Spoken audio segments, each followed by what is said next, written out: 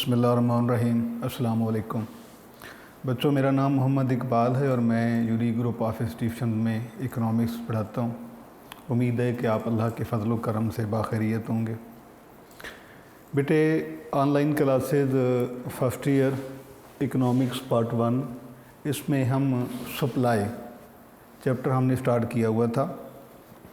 और जैसा कि हमारा चैप्टर कंप्लीट करने का जो एक पैटर्न है, उसमें सबसे पहले हम उसमें टॉपिक डिस्कस करते हैं, थ्योरी को पढ़ते हैं, उसके बाद उस चैप्टर के एमसीक्यू सॉल्व करते हैं और उसके बाद नेक्स्ट सेशन जो होता है उसमें हम उस चैप्टर से मुतल्लिक़ जो शॉर्ट होते हैं उनको डिस्कस करते हैं। तो अभी तक रसद सप्लाई के चैप्टर में हमने टॉपिक पढ़े हैं, जिसमें सबसे पहला टॉपिक था सप्लाई की डेफिनेशन है, सप्लाई स्टॉक में डिफरेंस है, उसके बाद लॉ ऑफ सप्लाई है, change in supply, elasticity of supply, ये हमने मुकम्मल कर लिया है। अब बेटे, आज से जो हम टॉपिक डिस्कस करने जा रहे हैं वो इस सप्लाई चैप्टर के हमने एमसीक्यू पढ़ने हैं। आज हमारा जो टॉपिक है वो एमसीक्यू का है। तो जैसा कि आपको पहले ब्रीफ किया था कि एमसीक्यूज़ जो है, इनको इसमें से दुरुस्त जवाब का इंतखाब ये बहुत ही समझें कि बड़ा सोच समझ से करने वाला ये काम होता है। तो आपको जब भी एमसीक्यू सॉल्व करवाए हैं, सबसे पहले आपको यही समझाया है कि इसमें आपने बड़ी एहतियात के साथ, समझ से, सोच से और दुरुस्त जवाब जो है उसका इंतखाब करना है। ये अक्सर ऐसा होता है कि जवाब बिल्कुल करीब करीब होते हैं, इसलिए जो है स्टूडेंट अगर जल्दी करता है उसमें गलती का इम्कान रह जाता है। तो बेटे, वही तरीका है, सबसे पहले आपने जो आपसे एमसीक्यू पूछा जा रहा है उसको आपने समझने की कोशिश करनी है कि क्या पूछा जा रहा है। उसके बाद उसके नीचे 4 ऑप्शन मौजूद हैं, ए बी सी डी। तो उनमें से चूँकि किसी एक का आपने इंतखाब करना होता है, तो सवाल जब आपकी समझ में आ जाता है कि क्वेश्चन आपसे कौन सा पूछा जा रहा है, फिर उसके मुताबिक आप उसके जवाबात को देखते हैं। तो उसमें से जो दुरुस्त जवाब होता है उसको आप मुंतखब करते हैं और वही आपका राइट वन ऑप्शन होता है। तो कुछ एमसीक्यू जो हैं वो वेरी सिंपल, बहुत आसान होते हैं, उनको जो है बहुत जल्दी समझ में आ जाते हैं। कुछ होते हैं टेक्निकल, जिनको समझना और उन पे इत्मीनान करना ये ज़रूरी होता है। तो सबसे पहले बेटे हम पहला एमसीक्यू सॉल्व करते हैं कि सप्लाई इज़ डिनोटेड बाय। पहला एमसीक्यू दे जी, सप्लाई इज़ डिनोटेड बाय, यानी कि रसद को ज़ाहिर किया जाता है। रसद के लिए कौन सी अलामत, सिंबल उसका क्या है, कौन सी उसके लिए अलामत इस्तेमाल होती है। क्वेश्चन का मतलब है बेटे कि सप्लाई का मतलब रसद और डिनोटेड बाय के रसद को ज़ाहिर किया जाता है। तो इसको हम सप्लाई भी कहते हैं, क्वांटिटी ऑफ सप्लाई भी इसी का नाम है। इसमें से जो भी आंसर, जो भी आप इसको लिखना चाहें, तो इसके लिए हमारे पास जो ऑप्शन बेटे मौजूद हैं वो हैं A B C D, 4 option हैं। तो ए जो है, ए का मतलब है डिनोटेड बाय यू। इसके बाद सेकंड ऑप्शन है quantity of supply Q S, के बाद क्यू डी, और चौथा ऑप्शन जो है वो एस है जी। तो ये बेटे हमारे पास 4 ऑप्शन है। इसमें से हमने दुरुस्त जवाब का इंतखाब करना है कि सप्लाई, जिसको क्वांटिटी ऑफ सप्लाई भी कहते हैं, सिंपली सप्लाई भी कहा जाता है, इसको किससे डिनोट किया जाता है। तो पहला ऑप्शन है हमारे पास यू। यू के बारे में आपने बेटे याद रखना है कि यू जो है ये यूटिलिटी के लिए इस्तेमाल होता है, अफादा, यानी इससे पहले हमने एक चैप्टर पढ़ा है consume theory of consumer behaviour, तो उसमें हमने ये डिस्कस किया था कि ये जो है क्वांटिटी ऑफ यू के लिए यूटिलिटी के लिए इस्तेमाल होता है। उसके बाद ये है बेटे quantity of supply Q S, तो ये है क्वांटिटी ऑफ डिमांड, और ये है एस। एस जो है ये सेविंग के लिए इस्तेमाल होता है, मीन बचत के लिए। तो हमारा जो दुरुस्त जवाब है बेटे वो ये है कि quantity of supply is denoted by QS। ये तो हमारा एक बिल्कुल ही आसान सा एक हमारे पास एक कुलिया है जिसके मुताबिक हम लिखते हैं।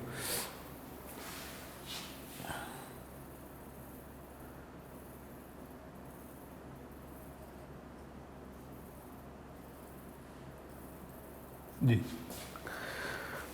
तो इसमें बेटे क्वांटिटी ऑफ सप्लाई, अब इसका और क्या सूरत हो सकती है इस MCQ की। ये MCQ बेटे ये सूरत में भी हो सकता है कि QS इज़ यूज्ड फॉर, कि QS जो है ये किसके लिए इस्तेमाल किया जाता है। अभी हमने पढ़ा है कि सप्लाई जो है वो किससे डिनोट की जाती है, QS से। तो अब ये ऐसा हो सकता है कि ये जो आपका जवाब है इसी का सवाल बना दिया जाए, जैसे कि आपके सामने मैंने ये लिखा है कि QS इज़ यूज्ड फॉर, इसमें A B C D, यानी कि जहाँ पर हम लिख देते हैं डिमांड, या दूसरा ऑप्शन क्वांटिटी, इसके अलावा तीसरा ऑप्शन जहाँ लिख देते हैं सप्लाई, और चौथा ऑप्शन जो है आप कोई भी यहाँ पर लिख सकते हैं प्राइस। तो इस सूरत में भी ये MCQs आपसे पूछा जा सकता है कि ये QS जो है quantity of supply is use किसके लिए जो इस्तेमाल होता है, ये होता है बेटा सप्लाई का साइन है। तो आपका फिर आंसर ये हो जाएगा। तो ये पॉसिबिलिटी जो है ये है कि हम कोई भी MCQ जो सॉल्व करते हैं तो हम बेटे कोशिश ये करते हैं कि उसके जो पॉसिबल फॉर्म है वो हम साथ ही डिस्कस कर दें, क्योंकि ये एक सोशल साइंस है। इसके लिए इसका MCQ जो है वो पेपर सेटर के उस पे मिजाज पे है कि वो उसको कैसे बनाता है, और इसमें सवाल में से जो है जवाब में से सवाल को बातों का तरतीब दे दिया जाता है। जैसे कि मैंने आपको दोनों ऑप्शन बताए हैं कि supply is denoted by quantity of supply QS, and QS is the sign of, is the symbol of, is used for, जो भी इसके लिए आप इबारत लिखना चाहें। बस आपने सिर्फ ये याद रखना है कि quantity of supply is denoted bye QS, कि उसको QS भी लिखा जाता है। और सिर्फ जो सिंपल Q होता है उस बेटा क्वांटिटी ऑफ डिमांड भी हो सकती है, क्वांटिटी ऑफ सप्लाई भी हो सकती है। लिहाजा आप जो है इसको आपने नहीं देखना कि सिर्फ आपका Q जो है वो ऑप्शन नहीं हो सकता। ये उस सूरत में हो सकता है कि अगर वाज़ेह तौर पे लिखा हो कि ये जो है क्वांटिटी है ये सिर्फ सप्लाई के लिए इस्तेमाल हो रही है, तो ये ऐसा मुमकिन है। उर्दू में जो है आप इसे उर्दू में आपसे ये MCQ ऐसे हो सकता है कि जिस तरह से हम अभी ये पहला वाला हमने MCQ लिखा था कि रसद को ज़ाहिर किया जाता है, तो उसका आंसर बेटे आपका क्या होगा, QS। और दूसरा ये है कि QS अलामत है किस चीज़ की है, इसका आंसर बेटे आपने लिखना है। रसद भी आप लिख सकते हैं या उसे आप मिकदारे रसद भी लिख सकते हैं, ये दोनों बातें हैं। एक बात आप याद रखेंगे कि क्वांटिटी ऑफ सप्लाई जो है QS, ये रसद सप्लाई का साइन है। उसके बारे में आपसे जो भी MCQ पूछा जाएगा आप उसे बड़ी आसानी के साथ जो है वो उसका इंतखाब कर लेंगे। उसके बाद नेक्स्ट जो हमारे MCQ है बेटा, supply is the function of, MCQ है सप्लाई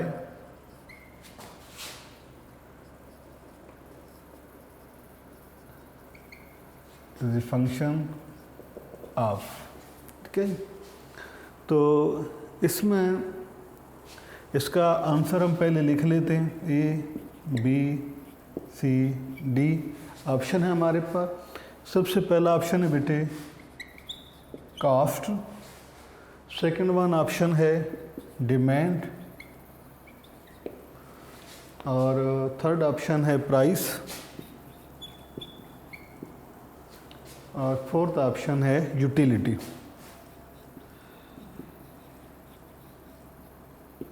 ये एक सवाल के हमारे पास 4 ऑप्शन हैं।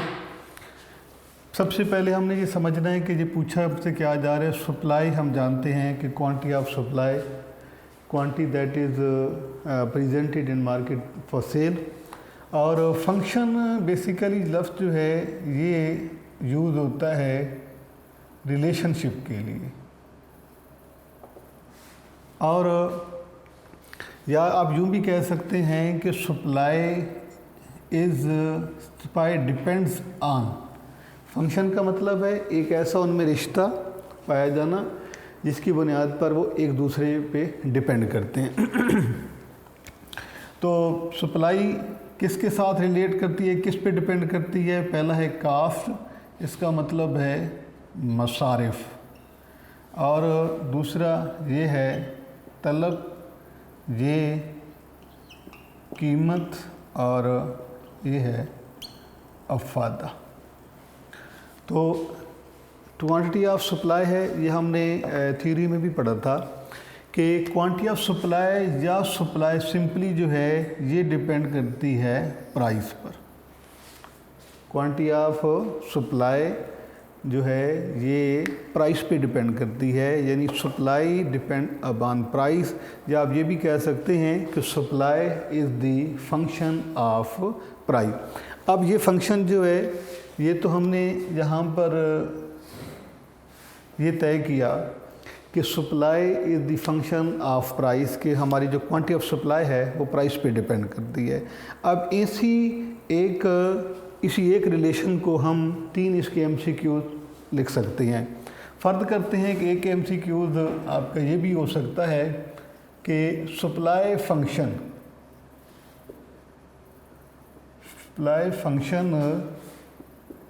इज़ रिटन एज, कैसे उसको लिखा जा सकता है? यानी जो रिलेशनशिप है प्राइस सप्लाई और प्राइस में जो रिलेशनशिप है उसे सप्लाई फंक्शन कहा जाता है। ये भी आपका एक MCQs हो सकता है कि relationship between price and quantity of supply is called supply function. तो बहरहाल हम ये पॉसिबिलिटी देख रहे हैं कि एक जो है इस 2 चीज़ों का ताल्लुक सप्लाई और प्राइस का, इन दोनों को मिला के हम इसमें से जो है बहुत सारे MCQs इसमें से हम उसको जो है वो फॉर्म कर सकते हैं। मसलन एक तो मैंने आपको बताया कि supply function is written as, कि हम उसको कैसे लिखते हैं।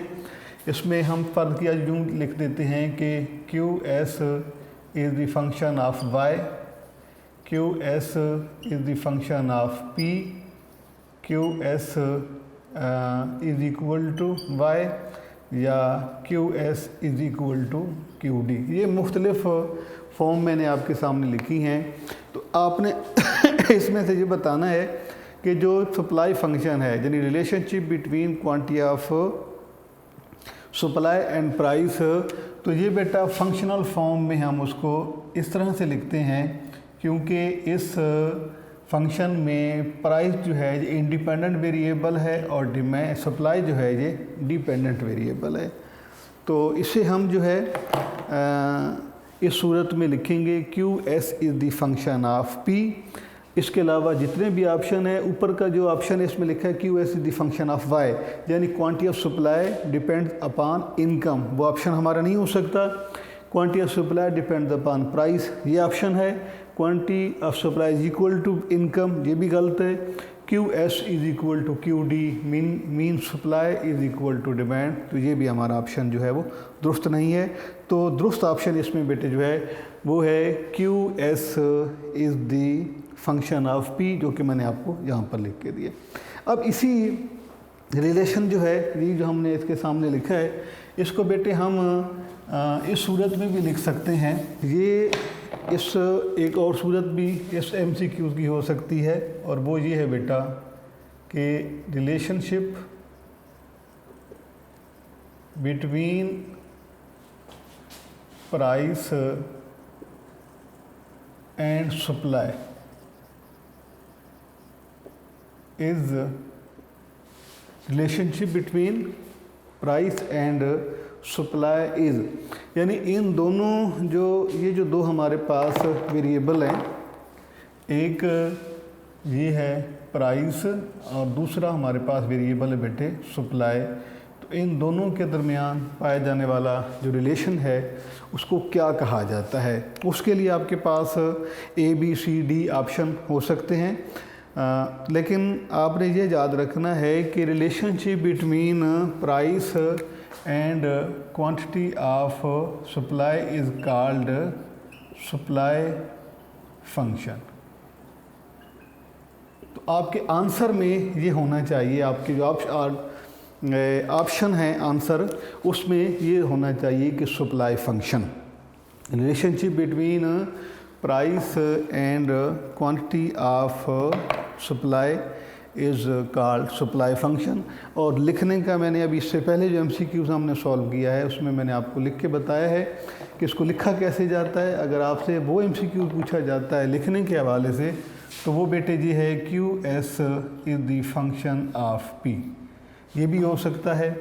तो सिंपली जो है एक MCQ आपसे पूछा जा सकता है जो आगाज़ में हमने यहाँ पर लिखा है कि supply is the function of price, एक MCQ हो सकता है, या ये भी हो दूसरा MCQ ये हो सकता है कि supply is related with price, ये भी हो सकता है। Supply relationship between price and quantity of supply is called supply function, इस पर भी एक MCQ हो सकता है। Supply function is written as QS is the function of P, ये भी MCQ हो सकता है। तो ये एक रिलेशन है क्वांटिटी ऑफ सप्लाई और प्राइस का। तो इसको आप जो है किसी भी सेंस में आपसे ये MCQ पूछा जा सकता है। तो आपको तमाम एंगल से सॉल्व करवाने का सिर्फ ये मकसद है कि आपको अंदाज़ा होना चाहिए कि ये MCQ हमने सॉल्व कैसे करना है। उसके बाद बेटा क्वेश्चन है कि ये बड़ा सिंपल सा क्वेश्चन है कि commodity store in market is called, यानी कि जो हमारे पास स्टॉक होता है, क्वांटिटी जो टोटल अमाउंट ऑफ गुड होती है, कि total amount of good stored in market is called, यानी कि जो हमारे पास मार्केट में चीज़ें हमारे पास स्टोर्ड फॉर्म में होती हैं उन्हें क्या कहा जाता है।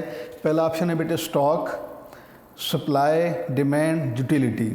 तो वो अमाउंट किसी भी चीज़ की जो कि मार्केट में मौजूद होती है, स्टोर फॉर्म में होती है, उसे स्टॉक कहा जाता है जी। उसके बाद क्वेश्चन है बेटे कि according to law of supply, तो अब इसमें चूँकि अब लॉ ऑफ सप्लाई में आपको पढ़ा देता हूँ, तो लॉ ऑफ सप्लाई में से लॉ ऑफ सप्लाई में से जो MCQs आपके पॉसिबल होंगे वो मैं आपको साथ बता देता हूँ। ये देखिए बेटे, हमने ये पढ़ा है law of supply. Law of supply जो है इसका मतलब होता है कि other things remain the constant, when price of good increases supply increases and on decreasing price supply of goods decrease. ये हमने लॉ पढ़ा है।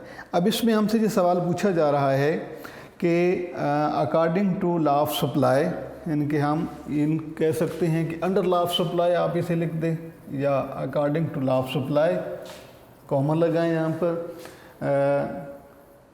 On falling price, on falling price के कीमत के कम होने से सप्लाई पे क्या असर पड़ता है। क्वेश्चन है बेटे कि अंडर लॉ ऑफ सप्लाई या according to law of supply, according to law of supply on falling price, कीमत के कम होने से सप्लाई जो है उसका रिस्पॉन्स क्या होता है। सबसे पहले आपने सवाल को समझना है कि आपसे क्या पूछा जा रहा है कि in according to law of supply या under law of supply on falling price, price के कम होने से, यानी जब प्राइस फॉल करती है तो क्या होता है, सप्लाई का बिहेवियर क्या होता है, A, B, C और D। तो इसमें पहला ऑप्शन है बेटा कि सप्लाई जो है वो इंक्रीजेस, बढ़ती है। दूसरा ऑप्शन है कांस्टेंट, साकिन रहती है, कोई चेंज उसमें नहीं आती। तीसरा है जी कि डिक्रीजेस, और चौथा ऑप्शन है फॉल्स, कम होती है, गिरती है। अब इसमें जैसे कि मैंने आपको बताया था कि बाज़ औक़ात हमारे जो सवाल का जवाब होता है वो बड़े करीब करीब के उसमें ऑप्शन मौजूद होते हैं। जैसे अब ये देखें कि ये है बेटे प्राइस, यानी सॉरी इसको आप लिखें यहाँ पर P और ये है QS। तो क्वेश्चन क्या हमसे पूछा जा रहा है कि लॉ ऑफ सप्लाई में प्राइस के कम होने से सप्लाई का रिस्पॉन्स क्या होता है, यानी सप्लाई क्या होती है। और हम ये जानते हैं लॉ ऑफ सप्लाई में कि जो रिलेशनशिप है प्राइस और क्वांटिटी ऑफ सप्लाई में वो पॉजिटिव होता है। जिस डायरेक्शन में प्राइस मूव करती है उसी डायरेक्शन में जो है वो सप्लाई भी मूव करती है। अब आपको यहाँ पर मैं एक दफ़ा लिख के समझा देता हूँ। QS is the function of P, ये आपने अभी पढ़ा है। अब इसमें प्राइस कम होने से सप्लाई कम होती है और प्राइस के ज़्यादा होने से सप्लाई भी ज़्यादा हो जाती है, यानी इनमें पाया जाने वाला जो रिलेशन है वो पॉजिटिव है। तो अब आप ये देखें कि प्राइस के बात हो रही है कि प्राइस फॉल करेगी, क्या जी, तो सप्लाई क्या करेगी, इंक्रीज़ करेगी, नहीं, कांस्टेंट नहीं रहेगी, बल्कि ये क्या करेगी, डिक्रीज़ करेगी। और फॉल मैंने इसलिए आपको नहीं कहा क्योंकि फॉल जो है ये अदर फैक्टर्स से होता है। प्राइस की वजह से जो चेंज आती है वो इंक्रीजिंग, डिक्रीजिंग, या उसको एक्सटेंशन कॉन्ट्रैक्शन कहा जाता है। ये आपने उसमें पढ़ा है, जब हमने चैप्टर पढ़ा था चेंजेस इन सप्लाई, तो उसमें हमने डिस्कस किया था। लिहाजा हमारा जो दुरुस्त जवाब है वो ये है। ठीक है बेटा। अब अगर क्वेश्चन फ़र्ज़ किया हम इसको चेंज करते हैं, कैसे चेंज करते हैं जी, कि अब यहाँ पर अगर लिखा हुआ है कि under law of supply on falling price है, अगर हम इस फॉलिंग की बजाय जहाँ पर हम ये लिख देते हैं कि ऑन इंक्रीजिंग प्राइस, कि प्राइस के इंक्रीज़ करने से क्या होगा, तो फिर हमारा ऑप्शन ये होगा, क्योंकि हम जानते हैं कि प्राइस और सप्लाई में जो रिलेशन है वो पॉजिटिव है। अगर फॉल करेगी प्राइस तो सप्लाई भी डिक्रीज़ करेगी, और अगर ये इंक्रीज़ करती है, प्राइस इंक्रीज़ करती है, तो सप्लाई भी इंक्रीज़ करेगी, क्योंकि इनमें पाया जाने वाला रिलेशन जो है वो पॉजिटिव होता है। प्राइस के बढ़ने से सप्लाई बढ़ती है और प्राइस के कम होने से सप्लाई कम होती है। इसके अलावा इसी में से एक MCQ और भी हो सकता है कि the relationship between price and quantity of supply is positive, negative, implicit, single valued, कोई भी आपको फंक्शन बता दिया जाता है। तो आपने ये याद रखना है कि इन दोनों में रिलेशन जो है वो पॉजिटिव है।